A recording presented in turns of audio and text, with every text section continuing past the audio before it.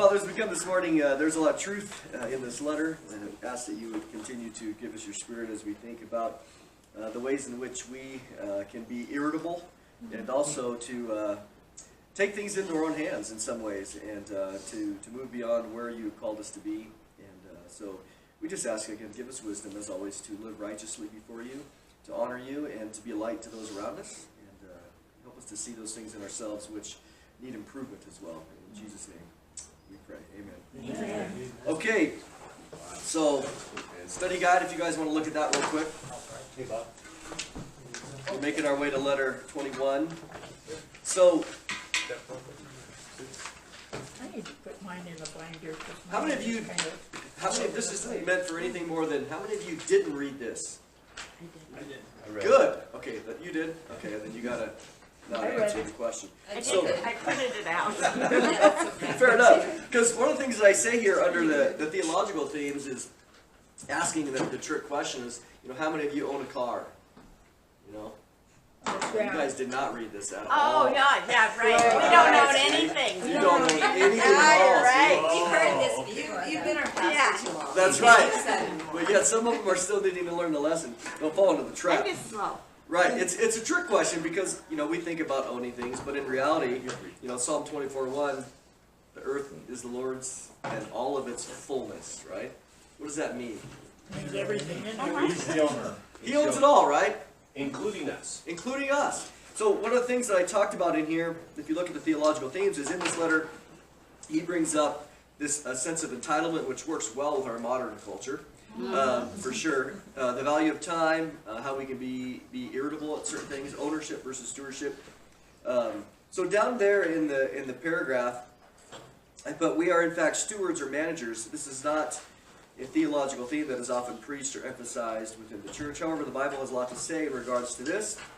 And I appreciate that Lewis is reminding us that when we have the proper perspective of being stewards or managers, we will feel, that's very important, less entitled and irritable when the Lord's purposes and kingdom work provide opportunity in our lives.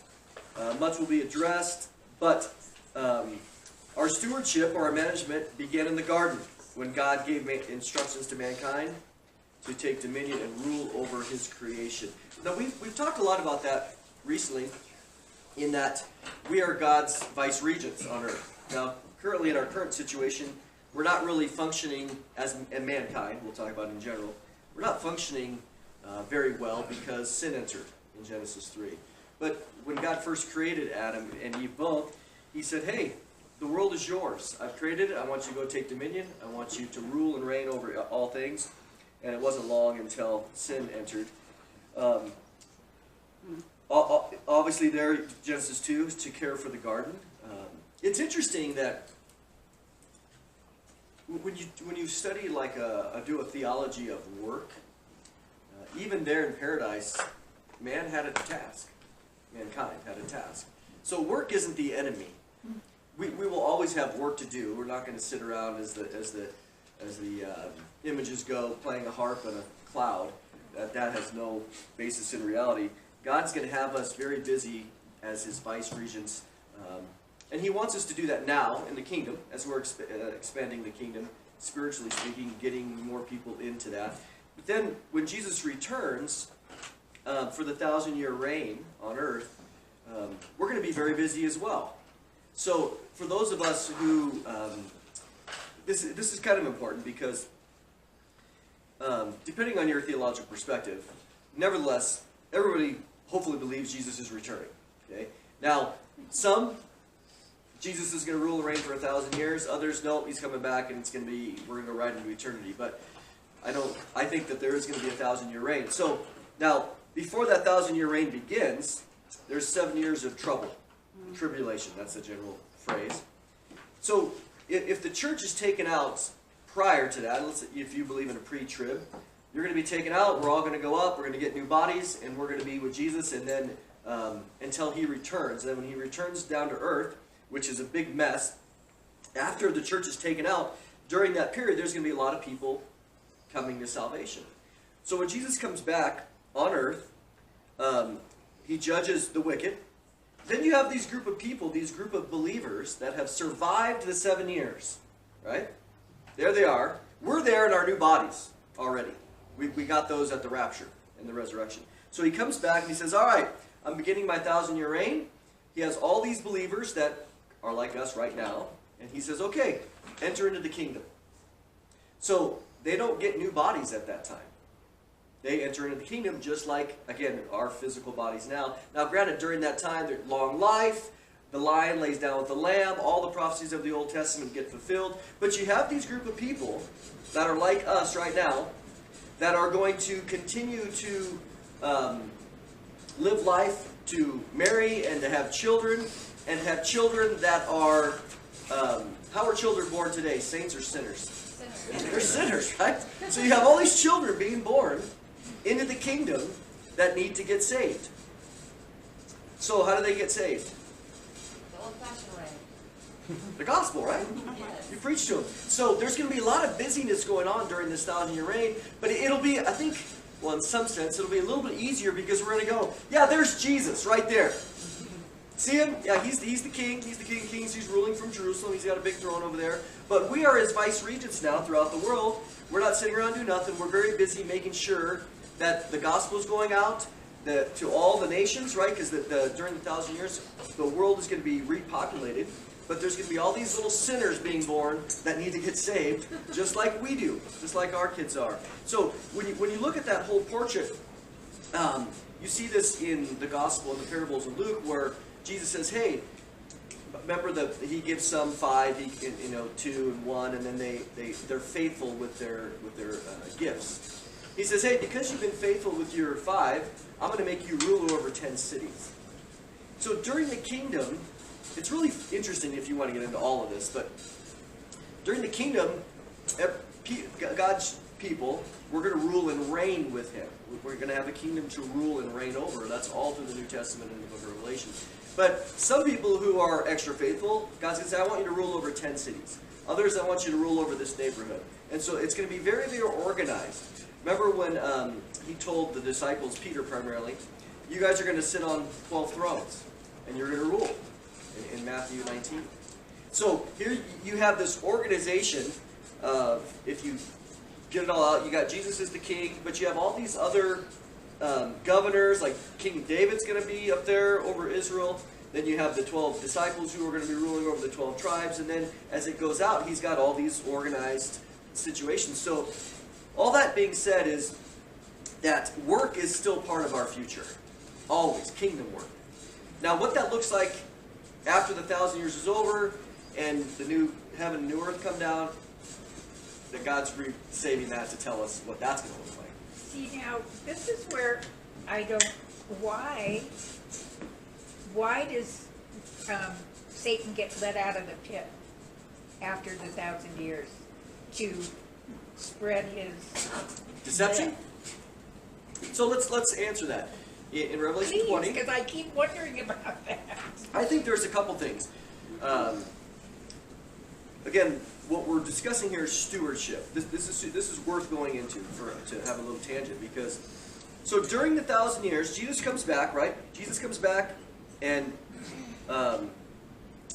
judges the Antichrist, and at that moment, Revelation 20, it says that Satan is cast into the abyss, Right. the bottomless pit. So why did they let him out? Okay.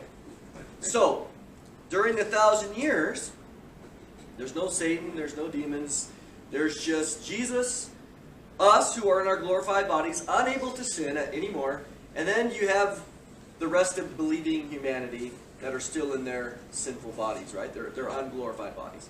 They're saved. So, They're like we are now. they're like we are right now. Okay, Right. just keep that in mind.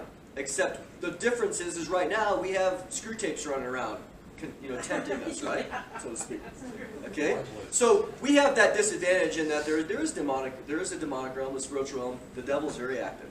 Okay, so during the 1,000 years, it's interesting that in Psalm 2 and in Revelation 2, in Revelation 19, it says that Jesus will rule with a what? An iron rod. Now, why does Jesus have to rule with an iron rod during the 1,000 years? Psalm 2 and what? Satan's gone. I mean, Satan's bound up. There's no external influences of evil.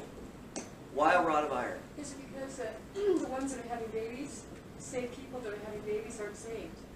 The new babies come out, I mean, they're born sinful, right? So, during the 1,000 years, even though the lion is laying down with the lamb and the child will go play near the viper's hole, and there'll be no more war, swords in the plows, all those other things, that is going to be characteristic of the kingdom. Jesus will be a Prince of Peace. At that moment, the kingdom will be characterized by this forced peace. And we Remember don't that. have the new heaven and the Not new yet. earth yet. We're Okay. just here living on a paradise on earth.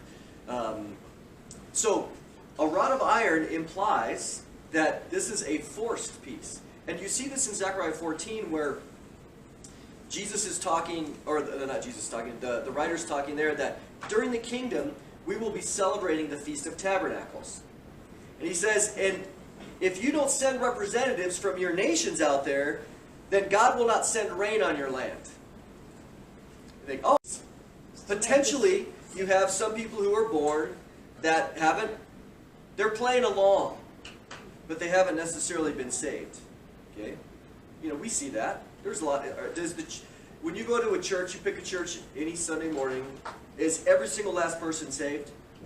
Only God knows that, right? But we imagine, no, that's probably not. So, in the same way, Jesus is ruling and people are going, well, you know what? Let's start an underground porn ring during the kingdom. Or an underground drug ring. Oh. What's Jesus going to do? Use that iron. Use an He's iron. going to go, Leonard, there's something going on over there. Go take care of it. Boom. Oh. He zips over. Oh, this ain't happening. It is forced. It's an iron hand. Well, imagine if you are a sinner. We are sinners. What happens when we don't get what we want? Oftentimes, right? That's what this letter's about. It is. I know people like When that. we don't get what we want, there's something. If you tell me to go left, I want to go right. There's something that's sin. So this rod of iron. So then afterwards, here we are. We've seen Jesus. I mean, sweet Jesus, right? There he is, ruling and reigning, and we're trying to convince these people. There he is. Now, for us in our modern culture, we think we deal with a lot of atheists, and so because Jesus isn't standing right there. But remember, in the Old Testament times, especially during Jesus' ministry, Jesus is doing miracles. These people weren't atheists, right? We didn't have to convince them that God existed. Jesus is doing miracles. He's raising people from the dead, like Lazarus. He raises Lazarus from the dead. What do the Pharisees want to do? You remember? They want to squelch that information going out to people. Yeah. They didn't want that. Okay, public. and what else? They want to rule. Well, Yeah. specifically about Lazarus coming after 4 They days. want to kill him. They wanted to kill Lazarus. Right. To make sure it didn't happen. We can't have Lazarus walking around. So that's the wickedness. They saw a genuine miracle. John 11. You can John 11 and 12. You can look it up. Here's this genuine miracle. So they're not atheists. They know that God there, but they didn't want God's rulership. They didn't want it Jesus' way. So they're like, man, the whole nation's going to go after this guy. We need to get rid of him because he raised Lazarus right before his Passion Week. But in addition, they go, we need to get rid of Jesus, but we also need to get rid of Lazarus because he's a walking testimony to this guy's miraculous power. That's insane, right? Yeah. It's crazy. But so at the end, God is looking down at humanity. He says, okay, humanity, I've given you 1,000 years of seeing my son rule and reign, and you can see his character, you can see all that he's done, but he's ruled. But sin is always there. Now, often at times, we can say, well, the devil made me do it, right? During the 1,000 years, there's no excuse. But what God does is to show the sinfulness of sin, he allows Satan out for, I think, a period of 3.5 years. I could argue it, but I won't now. Yeah. So he's out and he goes into all the world in order to deceive the world again. So that here, and imagine the angels are watching all this, right? The good angels are watching all this. Screwtape. So he says, okay, Satan, go ahead. Because Satan's like, oh yeah, you know what? You think that that these people are worshiping you for good reasons, kind of like Job. I was just going to say this sounds a lot like Job. God says, okay, to show all of humanity, ourselves, we'll be in our glorified bodies, the sinfulness of sin, he allows Satan to go out and to recruit people to rebel again. And he gathers all these people that have seen Jesus for 1,000 years. They come up to Jerusalem to overrule, and then God says, I want all of you to know the sinfulness of sin. It's not necessarily blamed on Satan. It has maintained its presence in the heart of man, right? The heart of man is deceitfully wicked, right? Incurably wicked. Thoughts and intents of the heart are evil from the time we're young, time we're born. So at the end, he lets Satan go out there, collect all that is rebellious, and then he judges them. And that's it. He says, okay. The goats and the lamb. Yep, and then at that moment, you have the great white throne judgment. And that Satan is cast forever into the lake of fire. All evil is forever put away, never to be tested again. And at that moment, all the people who are wicked are cast in the lake of fire. All those people are given their full permanent bodies. Sin is forever removed. I think that's one more example of like where without a doubt we will say righteous and true are your judgments, because he has given every opportunity. He has given the Holy Spirit, he's given the millennium time, but it looks like, and that millennial time reminds me of like when, because Satan was in the presence of God. Yeah. It was like that perfect like reign, and yet rebellion still happened. Yeah. And that was that point. And so I love that he recreates it to say there is no doubt that I have been righteous and just. Yeah. I have given everybody every opportunity throughout history, even though there's different seasons. But history will say that God was right. Yeah. And so because it's basically indicting the sinful nature of man, and it will be there no matter what. So we're like, oh, if the serpent didn't come, if this or this if or this or that, this, yeah. and he's like, no, I have given every scenario, and I'm right. Yep. Well, And I this is love that. from, is it Peter? 1 Peter, where he says, we have been given everything that is necessary to 2 Peter 1, yep. survive, to do For what we godliness, need to do. yep. We've got everything that we need, especially found in the scriptures. So, you know, From our- so as we come back here and stewardship, okay, we are, there's one, well not just one, but the main standard of stewardship, I have it on the back here. I'll just finish this up. The last sentence on the bottom of that first page, the fact that God is creator and owner of all things gives him the freedom to hold all people accountable for their actions as he justly sees fit. The New Testament is replete with evidence that all people, including Christians, will give an account for how faithful they were with the entrustment that God has given them. Christians will not give an account for their eternal salvation. And that was paid for by Jesus on the cross. Yet all mankind will give an accounting for their actions, whether good or bad. May we be ever faithful and trustworthy. 1 Corinthians 4:2. That's the key. Remember when we know the phrase that when Jesus comes and he's talking to us and he says, well done, thou good and what? Faithful servant. So that's the key. Faithfulness is the key in that. So some people have more entrustment, right, than others. But wherever we're at in the range of what God has given, that's what we're accountable for. To whom much is given, what? Much is required. So if you have less given, then you have less required of you in that regard. So as we step back here and we think, okay, what Screwtape is after in this letter is to get us to be thinking and about us and the things that we own. He wants us to believe that and to come to accept it. And so what he does here in paragraph 1 is we saw last time the temptations related to chastity or sexual temptation. So what you see here is kind of, okay, Wormwood must have wrote back and said, well, yeah, well then what can I do during, can I tempt him during a time of sexual temptation? And so Wormwood, or Screwtape responds, my dear Wormwood, yes, a period of sexual temptation. Remember, the patient is still single at this moment. He's going to get a girlfriend here pretty soon. Next couple letters. But we'll see that. But currently, here's a young man, right, of probably 20 years old, because he gets put into the war. We'll see that coming up as well. A period of sexual temptation is an excellent time for working in a subordinate, okay, it's not the main attack, on the patient's peevishness. Now, what's peevishness? Where is our resident Irritability. English scholar? Under your Do you guys use that word? I don't use it. No? We don't use this word. Irritable. Peevish. Irritable, yeah. Or perverse. Yes. Primarily, it's just being irritated. Okay? Okay? So, sexual temptation, subordinate attack on the patient's irritability. All right? I've heard it say I'm peeved. I'm peeved, Yes. right? Yeah. We do use that, yeah. Not often anymore. No, not It's an older one. Yeah. my but- parents would have. Peeved. That's good. They were peeved. Okay? But then it changed when it was my turn. So, he says it may even be the main attack as long as he thinks it is the subordinate one. Okay? That's, again, we're always trying to trick. He's always trying to deceive.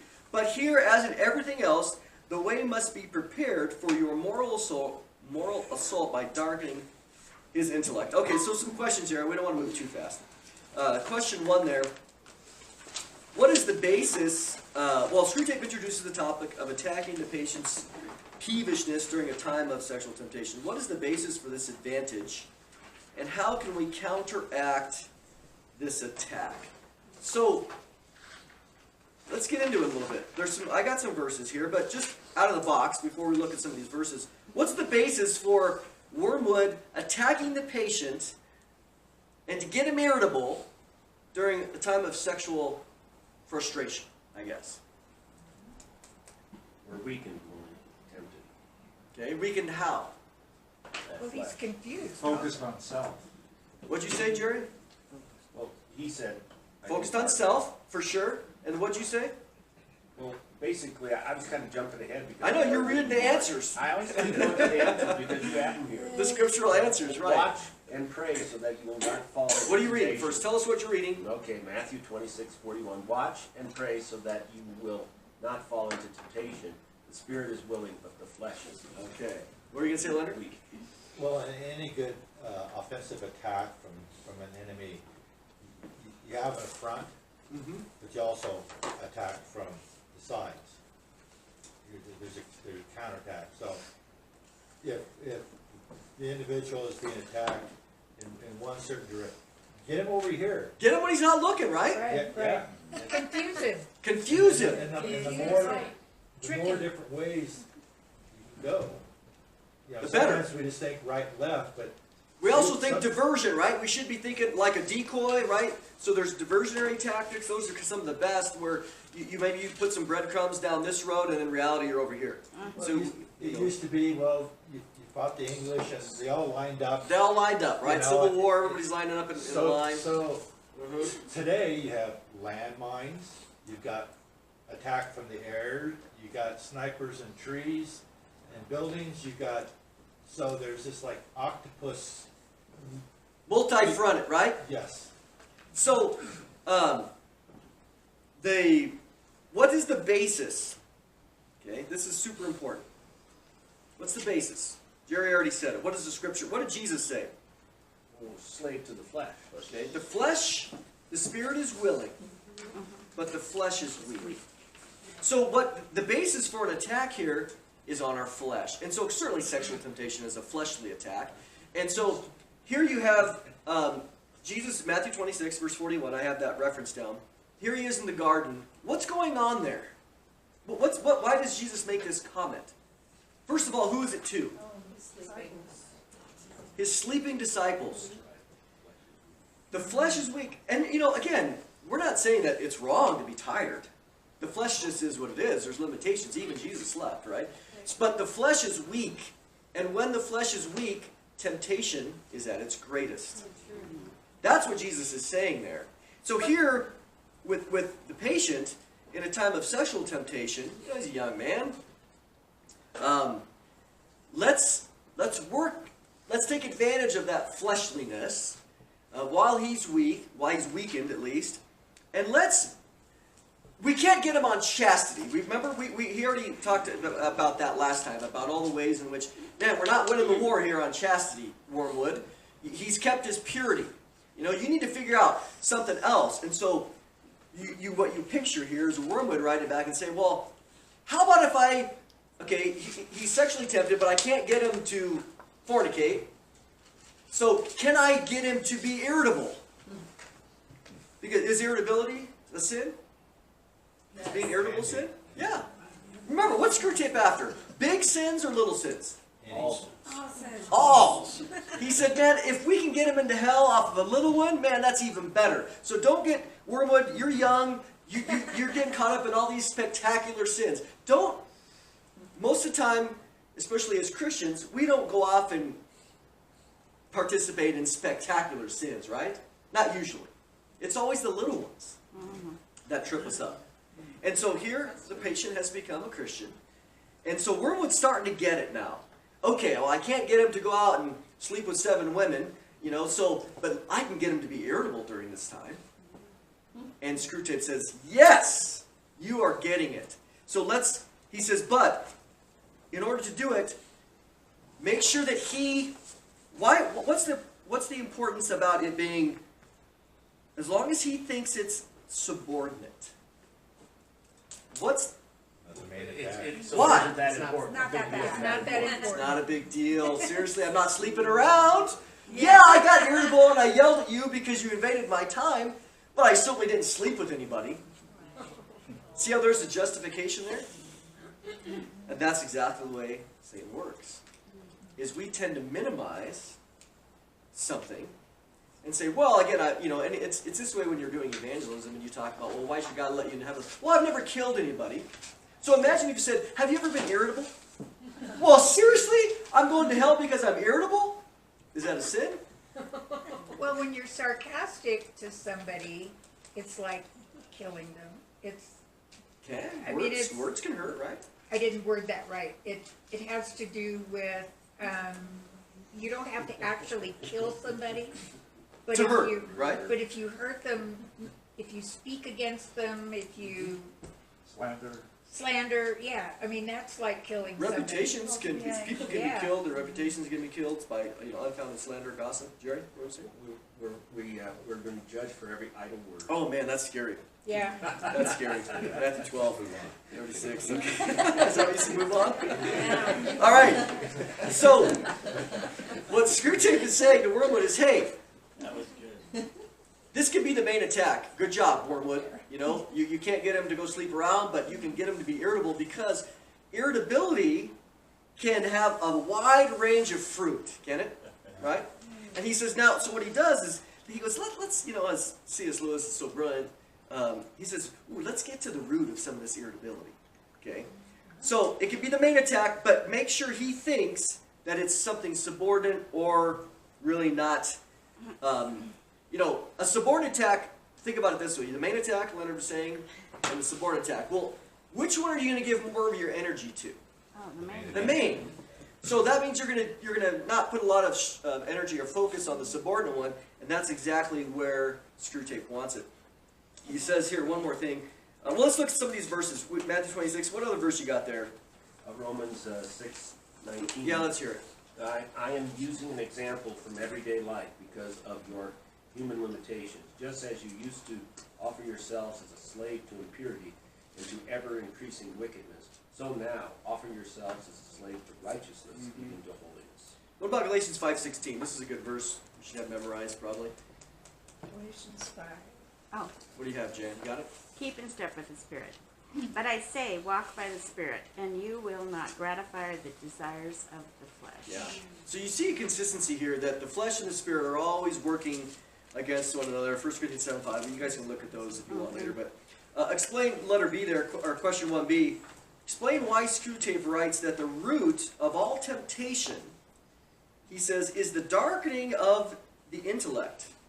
And what should be our response? Again, the goal is to try to say, okay, recognize, but also to see scripturally what should our response be. Well, for question 1A, what did Jesus say the best response is for getting out of temptation? Word. Pray. Well, the word true. The word, we see that in Matthew 4. But here, specifically, pray. He says, hey guys, you're over here falling asleep. Pray that you don't fall into temptation. And because the Spirit is willing. And he goes, I know you guys are here. You guys are trying, but You're letting yourself fall asleep. Go do 10 jumping jacks or something, so you don't fall asleep. But they didn't, and they kept falling asleep. Well, 2 Corinthians 11:3 goes way, way back, and it says, "But I am afraid that just as Eve was deceived by the serpent's cunning, your minds may somehow be led astray from your sincere and pure devotion Yeah. to Christ." So there's two aspects here. Mark made reference to it, in that you have the spiritual side, right? Prayer. And then the other way is through the Word. And through Scripture. And so what you see in these passages here is that the mind is being darkened. Eve was deceived and her mind was darkened. What about 2 Corinthians 4:4? The God of this age has blinded the minds of unbelievers so that they cannot see the light of the gospel that displays the glory of Christ, who is the image of God. So what you have is the mind is being blinded. It's being tricked. What about 2 Corinthians 10:4? Jan, you got that one? Yeah. The weapons we fight with are not the weapons of the world. On the contrary, they have divine power to demolish strongholds. Yeah, keep going. Go on to verse 5, if you don't mind. We demolish arguments and every pretension that sets itself up against the knowledge of God, and we take captive every thought to make it obedient to Christ. So where's the battle taking place? First place is right here. The flesh is there, but then what happens in the mind, if he can't get us through the flesh, because maybe we've been in prayer, Satan's going to go, or Screwtape's going to come along and say, ooh, but let's darken his intellect. Let's get him through there. Because what happens up here? What happens up here that causes us to sin? Confusion. You got Confusion? too many things. Justification? Yeah. We start thinking about it, Yeah. and then we start justifying things, and then, we're not taking every thought captive to the obedience of Christ, which is the Word. Matthew 4:4, right? Jesus went out there and we don't live by bread alone, but by every word that My proceeds mother out of used to God's say, mouth. Sandra, you think too much. Yeah, sometimes the simple things, it says what it says. Don't try to justify it. And that's, when you look at our culture today, especially in the Christian culture, the proportion of how we are failing morally is in direct proportion to how much we have gone away from the clear teaching of Scripture. So what you have is these fancy scholars and theologians that come in and they say, well, that's not really what it says. What it really says, you got to get into the Greek and the Hebrew and the nuances, but what it really says is this. And it reminds you of Satan coming along. Did God really say, in Genesis 3? That's good. Did God really Yes, say? he really did. And he says, no. And what Satan does there is he says, you won't surely die. There is a contradiction, but he first causes doubt. Did God really say that? And then it's enough of a turn. And so you see where now, homosexuality, that's not what the text is saying. What it really means is a professional paid prostitute. Oh, well, I'm not one of those, so I guess I can go and have, my homosexual relationship. Because I'm not one of those. So what these scholars come and do is they say, no. These traditionalists, these fundamentalists, they're taking the text and they're forcing it to mean this. But in reality, if you look at the history, the word really means this. Therefore, you can have your loving, consensual, relationship, and you're not violating the text because that's not really what it's saying. And you go, oh, well, great. Now in my mind, I just justified it.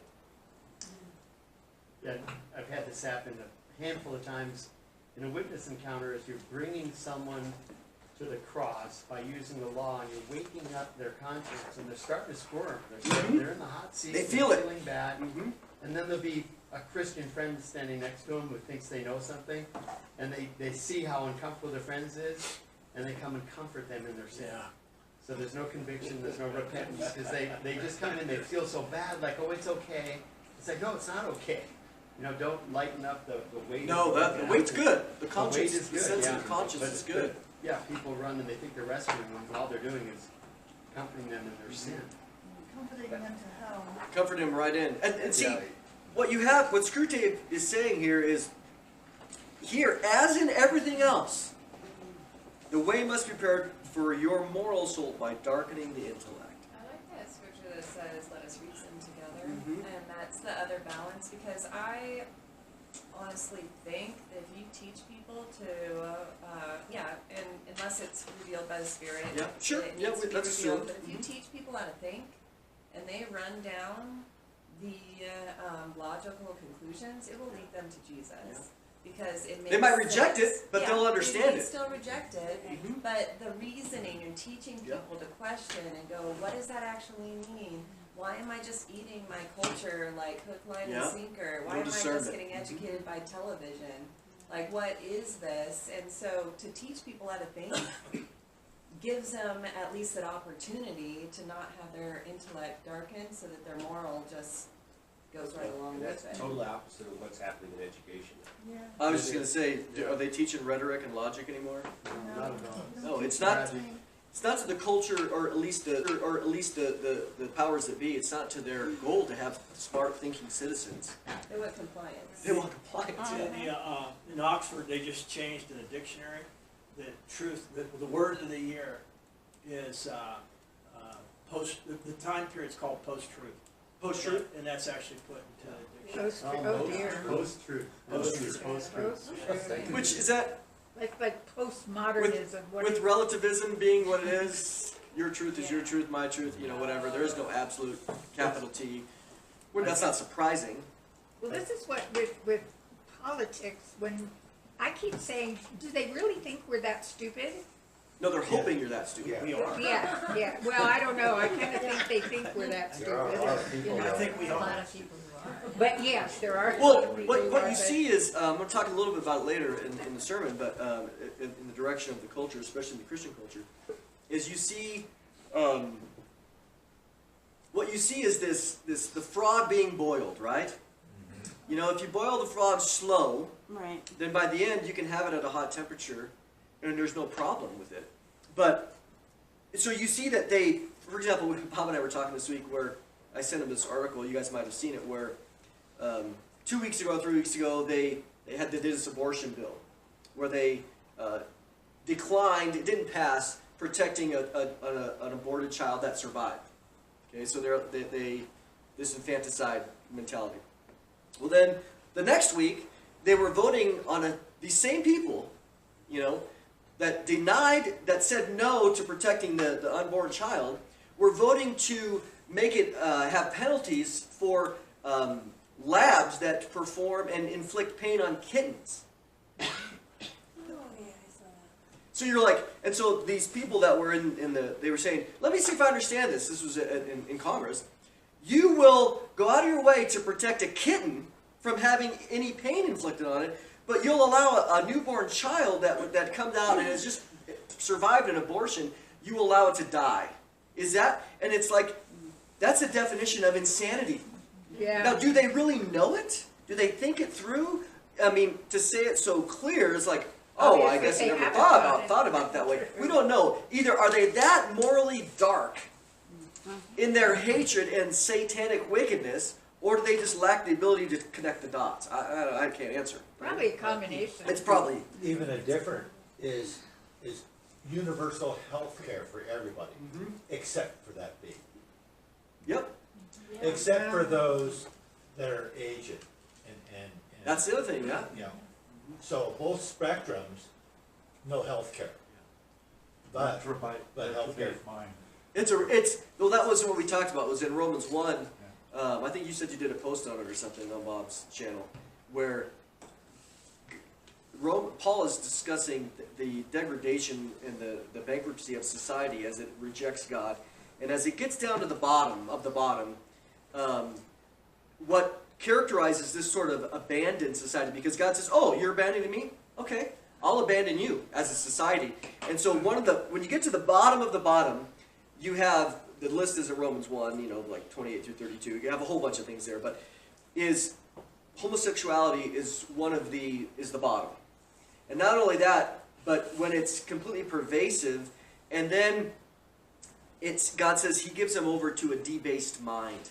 that they can't even think clearly anymore. So we're talking about logic, the darkening of the mind here. When God abandons them, Satan comes in and darkens their mind even further so that they cannot make the connection. Oh, well, why do you want universal health care? Because we think the value of having everybody for life, what about that child?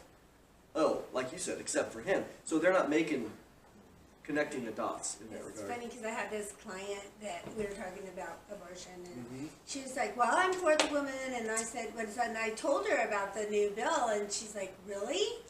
I didn't know that." And so she looks it up on her phone, and I just kind of left it like I didn't have to argue No, let it it. be It was stupid almost stuff, like man. she just went, "Wow," and I just left it like that, and I'm like, "Yeah, see." Think it through. Think it Like through. so, it's like she didn't have it in her mind. This is the blindness. 2 Corinthians Yeah. 4:4. She's Satan has blind. blinded the mind. Go ahead, Bob. They ought Well, to it's pass interesting both bills. in using They logic don't want in the kids to past, hurt as each other. Christians have blown, called us, or whatever, kind of warned society, like, hey, let's not do this, let's not do this. When you took it, Dick Van Dyke in the TV show where there's two separate beds, right? And the purity of where we were and now where we are. And so there was Christians alarmed at, bedroom scenes on TV.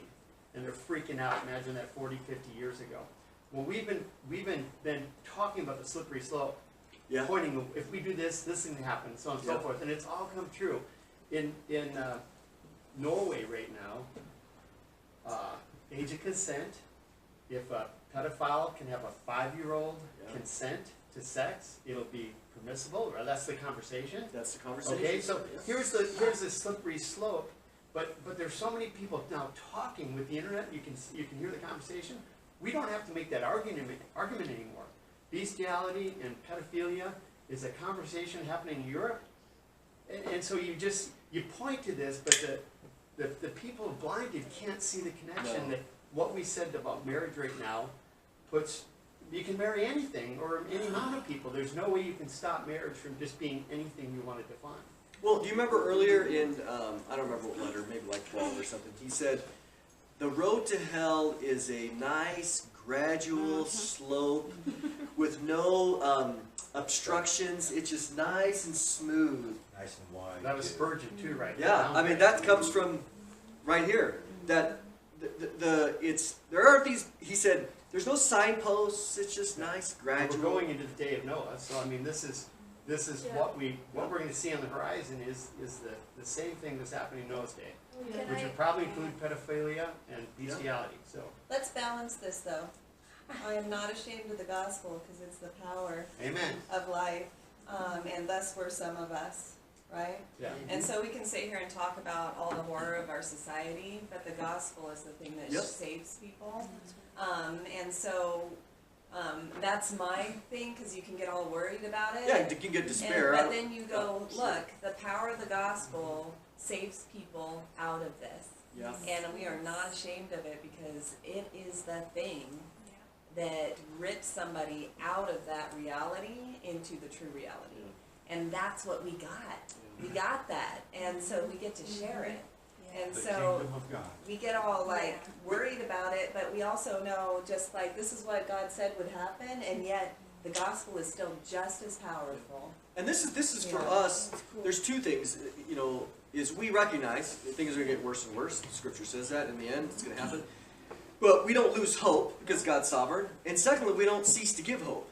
Yep. Because the gospel is the hope, that we have. And so when we're out there preaching and we're trusting that the Spirit's guiding, we say, hey, you don't need to be caught up in this. You can move beyond, and we'll see that today, that we can move beyond our past.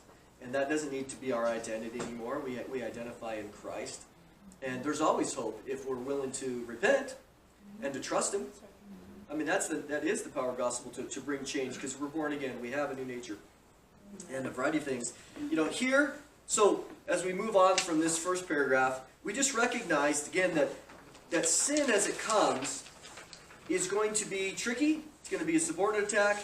It's oftentimes it'll affect our flesh, but as well it comes by darkening our intellect. By the justification and other things. Yeah. When we say darkening of our intellect in the gospel, I mean, a lot of the verses it says hardening of their hearts. Can we differentiate, or are they synonymous? I think they're synonymous. I mean, you can nuance it either way, but if they're hardened and they're darkened, the result is the same. Blind, I guess we'll say it that veil. way. And part of darkening, I mean, the opposite, what's the opposite of dark? Light, right? So, men love darkness rather than light. You see, and why, Jesus says in John 3, why don't they want to come to the light? They love their darkness. They love their Their sin. deeds will be exposed, right? They love it. So what Satan is Screwtape's trying to do here is to create confusion and to darken and go, wow, you don't want to look over there. I thought I saw something. No, there's nothing over there. Nothing to see. So we'll keep it dark so that the confusion is there. So now he's going to get into really this idea of how we can become angered. Now, I'll just ask the question here. As we go along, I want you to circle these. Question number 2, how many times are feelings referenced? What is the main emotion mentioned by Screwtape, and what should be our response? So let's go through this. He says here, paragraph 2, men are not angered by mere misfortune, but by misfortune conceived as injury. Now, before we go, this sets up the whole thing. Men are not angered by mere misfortune. Okay? What does that mean? What's mere misfortune? Just random garden variety mishaps. Mishaps, right? These are just mere, minor things. Yeah. But by misfortune conceived as an injury, or another word would be an offense. An assault. Yes. And the sense of injury or offense, injury, I like the word offense better, because I think today in our society, everybody's offended about everything. Oh my God. We are living in the offense capital of... 1941. This is Right. amazing. I can't stand it. No! It's like, I'm offended. It doesn't surprise me. Speak your truth. there's all this FAUX, faux outrage, right? There's faux outrage, this outrage over everything here. So he's writing in this in 41, imagine today, okay? So the sense of injury or offense depends on the feeling that a legitimate claim has been denied. The more claims on life, therefore, that your patient can be induced to make, the more often he will feel injured or offended, and as a result, ill-tempered. Now you will have noticed that nothing throws him into a passion so easily as to find attractive time which he reckoned on having at his own disposal unexpectedly taken from him. It is the unexpected visitor when he looked forward to a quiet evening, or the friend's talkative wife turning up when he looked forward to a tete-a-tete with a friend, that threw him out of gear. Now he is not yet so uncharitable, underline that one, or slothful, that these small demands on his courtesy, that's another one, are in themselves too much for it. They anger him because he regards his time as his own, and feels, there's another one, that it is being stolen. You must therefore zealously guard in his mind, remember there's the mind, the curious assumption, my time is my own. Let him have the feeling that he starts each day as the lawful possessor of 24 hours. Let him feel as a grievous tax that portion of his property which he has to make over to his employers, and as a generous donation that further portion which he allows to his religious duties. Man, this is funny.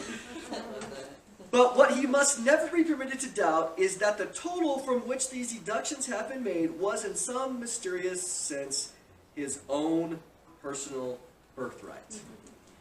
Entitlement. Man, here we are, right? Okay, so let's start there. How many times are feeling referenced? Whatever, it's 5, 6. Okay, but what's the main emotion? Anger. Anger. Yeah. Yep.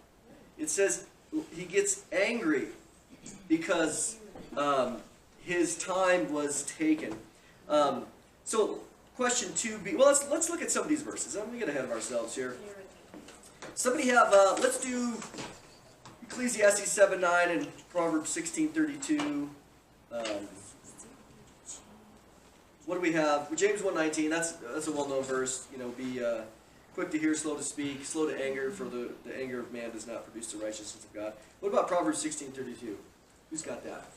Jan, you got that one? Whoever is slow to anger is better than the mighty, and he who rules his spirit than he who takes a city. Yeah.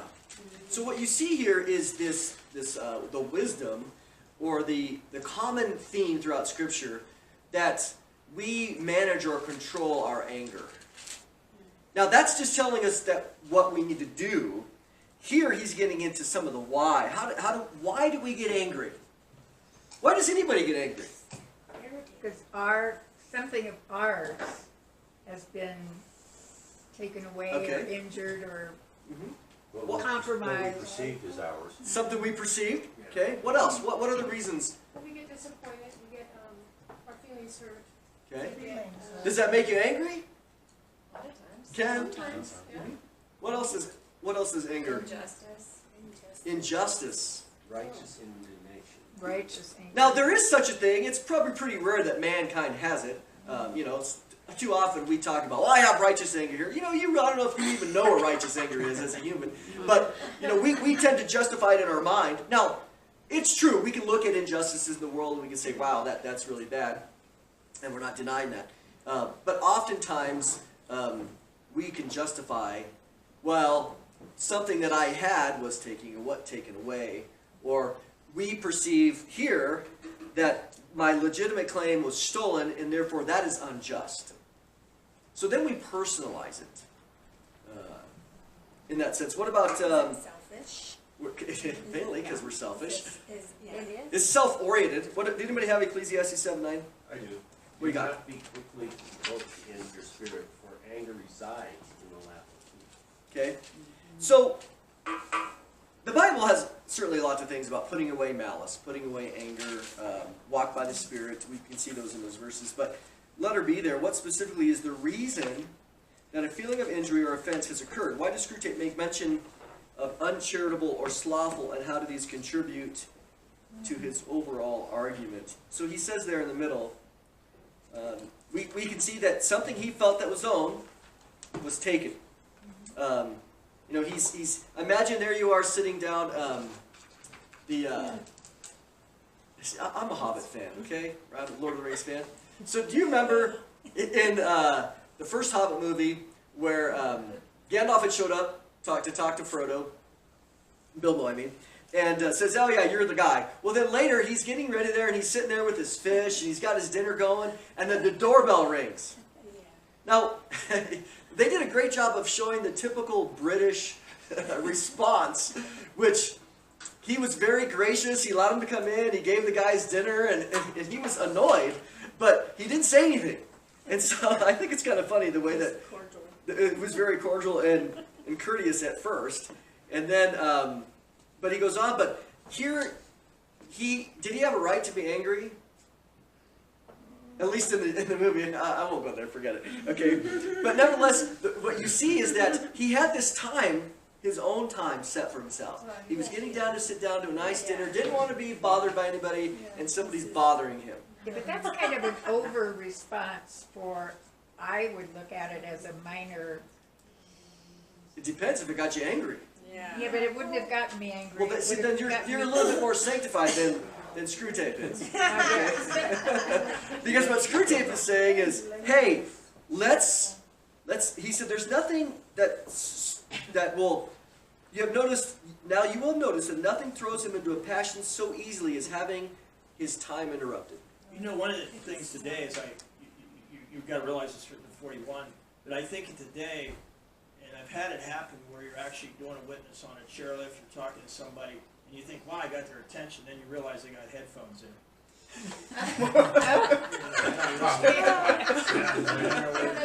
Oh, it's so true. So slothfulness is angry, though. Slothfulness makes me angry when people are lazy. So let's address that. Yeah. He says, now he is not yet so uncharitable or unloving. Okay, that's really Uncharitable or is lazy that these small demands on his courtesy are in themselves too much. What's he saying there? This Well, is kind just of what I interesting. said, it wasn't enough to get me angry. it was enough to annoy me, but not, Because why? What are, there's two reasons. because I'm merciful, I guess. You have love, I have love, yeah. right? Love covers a multitude of what? Sins. Sins, right? So we got that verse, 1 Peter 4:8. So love covers a multitude of sins. So a lot of times love will allow our,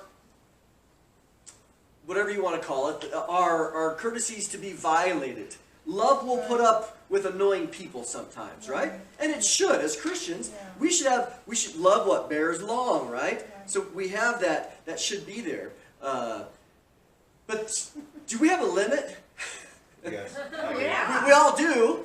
And so what Screwtape is trying to maximize here is, let's find out what the limit is. I found my limit on Monday. Okay, let's hear it. Let's hear it. So, my It was kids. a Monday, what'd you expect? Oh my gosh. Yeah, so my kids were late coming out, getting ready. Okay, so I have to drop them at school or Kale before I go to work. Mhm. And then I go outside and I realize that it's icy. Okay. So I'm gonna have to drive slow to work. Mhm. And then Christy and I had a miscommunication. I picked her daughter up from school. She didn't tell me she wasn't coming back from Yosemite Oh, till Tuesday. So I'm waiting there. you're at waiting her for the house. child? That didn't show. So I had I'm fine with the first one. I can handle Yeah, it. you have And a then the little love. weather, okay. And then the third one just put me over the edge.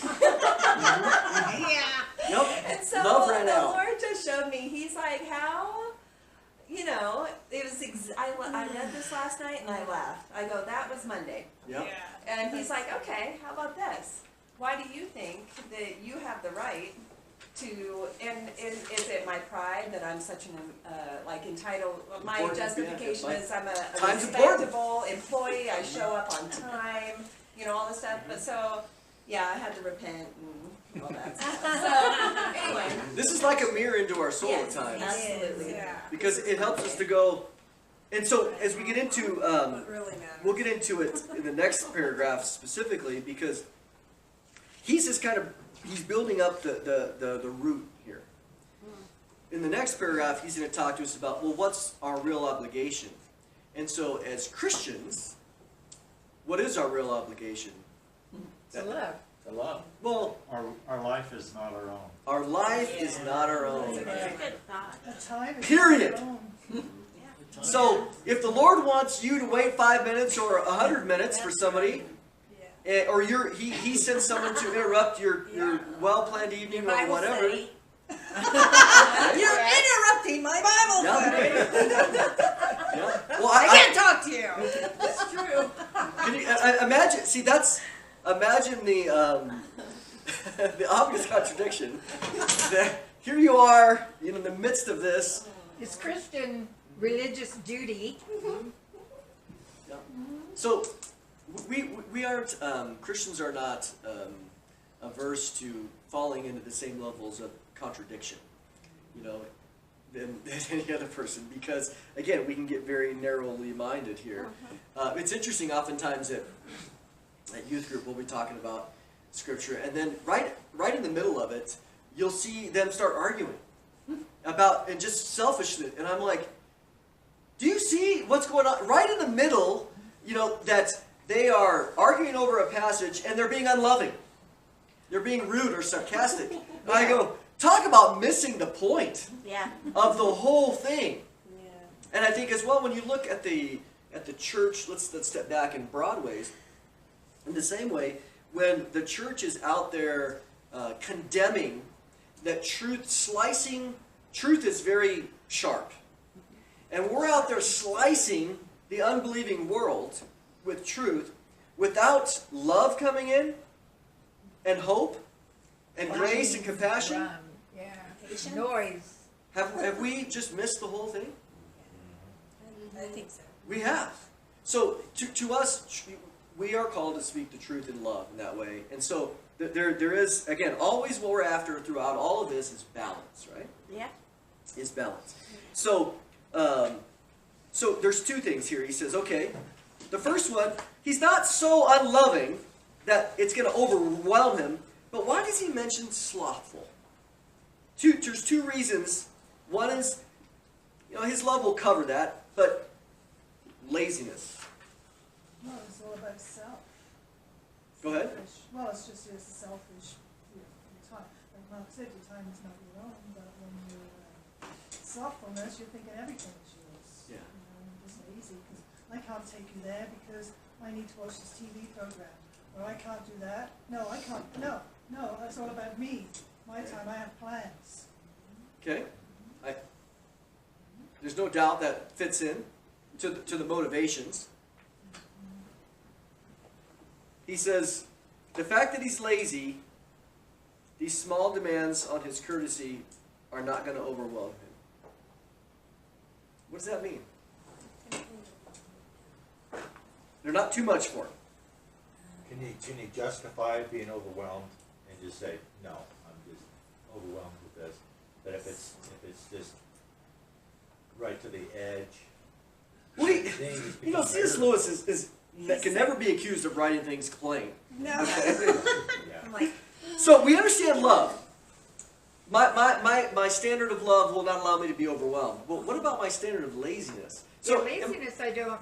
yeah, how does laziness fit in here? That ultimately what he's saying is, well, you ever see those people that are like, oh, and they're just kind of grunts, and you can get away with a lot because they're lazy in they don't care enough.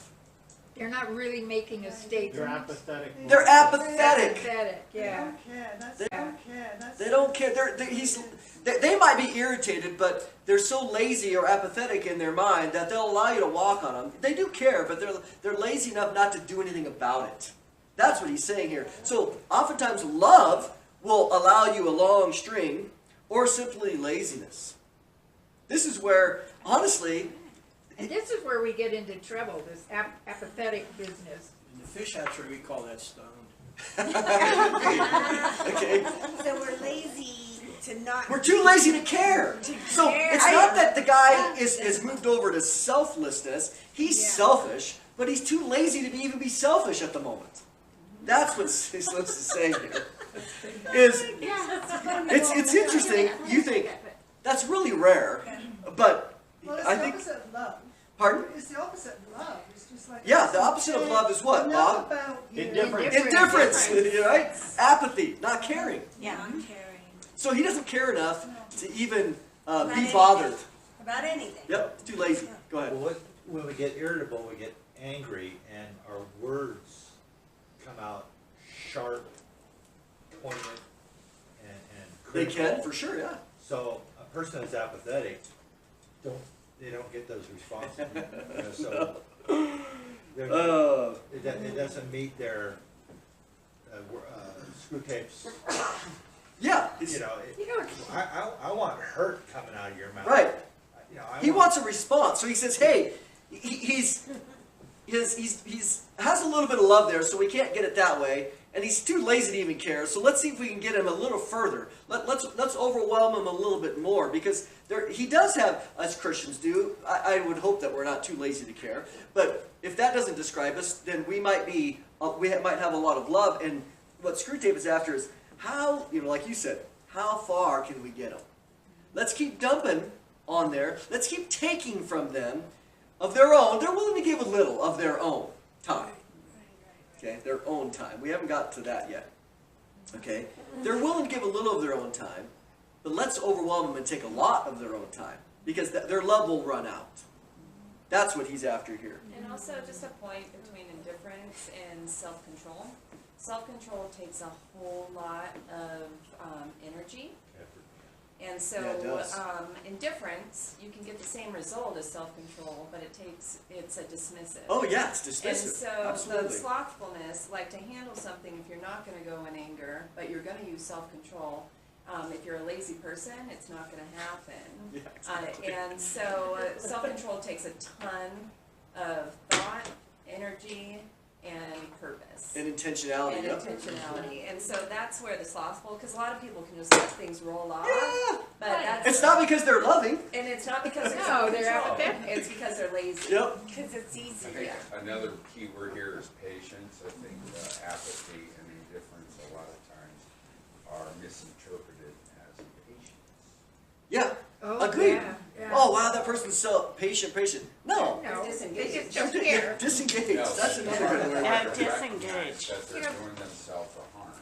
This is really early to be so soul searching, you Isn't know? it? To be laying everything out on Disengaged. that. All right. My goodness. So, let's, we've talked about that and how it contributes to his argument. Question 3 there. In paragraphs 2 and 3, which we haven't gotten to 3 yet, the word assumption appears 4 times. It says 5 there, but it's 4. What is the assumption made by the patient? And then share how you've experienced it. So the word assumption appears right in the middle. You must therefore zealously guard in his mind the curious assumption what? My time is my My own. time is my own.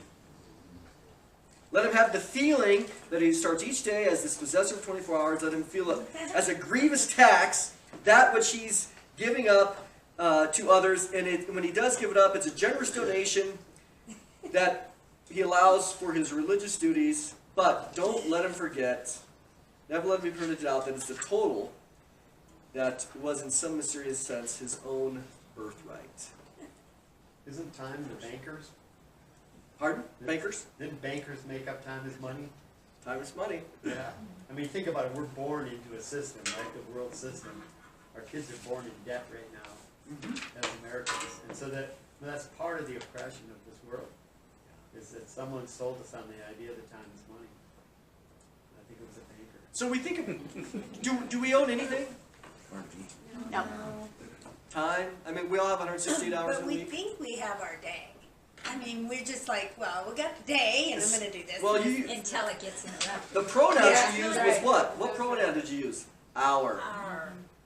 It's our day. My. It's my day. My day, our day. So, what we have here is that, we're going to get into it more, is we're setting the foundation that the root cause of irritability, which can lead to anger, it's countered by love or laziness. So hopefully we don't want to go lazy, but it's countered by love.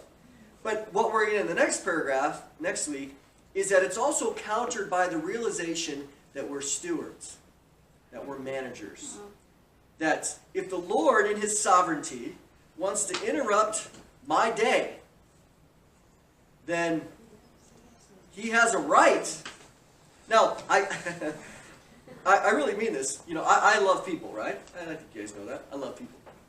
So, 99% of the times I have a sign on my door, knock, come on in. My door is always open. If it's shut, it's because I'm keeping the heat in. So, but there are times when I'm focused on something. You know, I'm right in the middle of something. And then, door knocked. Man, this letter comes to my mind all the time. If the Lord sent somebody to my door, or I get a phone call, I start thinking, and it's not so much anger, it's like, oh man, I lost my thought, or I'm going to have to walk away from that. But if I use that to justify, man, I'm always getting interrupted, then I'm saying, hey, this is my time, I got interrupted, instead of saying, this is the Lord's time, and if he chose to have it interrupted for his reasons. Could we be so discerning to think that maybe sometimes those are the devil trying to get us off track?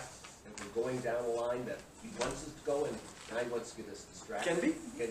How do we look? Well, Amen, Gary. I'm going to mention this out here, but what we do know is this. Who's on the throne? Not the devil. Okay. So even if the devil comes, it certainly can be, but God is sovereign over that. So when the devil comes knocking, what's the right answer? Discernment. So we seek to discern, and we do it through prayer, we do it through the Word. We begin to say, is this the devil distracting me over here? Or is this God allowing the devil to distract me to test me? Could be. Anything that comes in our life is done through the hand of the Sovereign Father, regardless. It's a beautiful thing about Jesus telling, share the gospel with those people who are open to receive it, right? I mean, you have to discern when you're in a conversation with anybody. You could debate apologetics for the next 2 hours with them and have fun winning arguments, but is it fruitful? No, it's just a distraction, because that guy really never, his presupposition is he's a God hater, and Right. this isn't going to turn his, you have to have wisdom to use your time. Otherwise, you may be thinking you're working for the kingdom, but you're just spinning your wheels. Pearls to the swine. There comes a point. There comes a point. We're called to always be ready, right? But we're also called Balance. balance. We It's need a balance. balance. And So as we leave here today, balance. I want you to look inward Okay. and say, well, what does irritate me? What? What irritates you? Oh, What are the things that irritate you, that get you irritable? And then Suzette knows. be looking at the root. Why did that irritate me? Because when you look at the root, it can come out as anger, but it's also because ultimately there's something in us that feels violated, and something there. It could be my own thoughts that I expected them to be smarter and they're idiots, and therefore they're irritating me because they can't understand my very well-crafted, wise argument. Okay, but that's still about me, right? Or you just think about what irritates us and how, if we trust truly, again, we'll see it later, it's amazing how all this works together. If we truly trust in a sovereign God, are we committing all those things over to a judge that will judge righteously and that sees all these things and shepherds us? So anyways, well, let's pray.